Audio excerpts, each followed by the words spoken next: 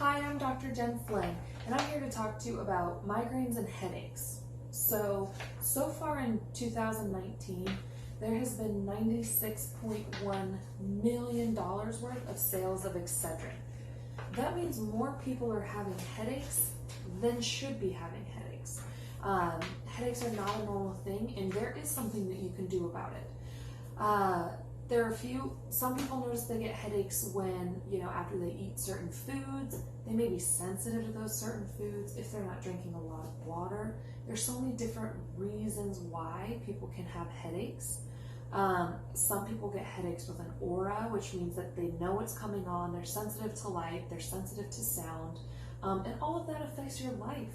If you're not able to go through the day or do the things that you love to do without these pains, click the link below or give us a call. We can help you with this. There is a solution.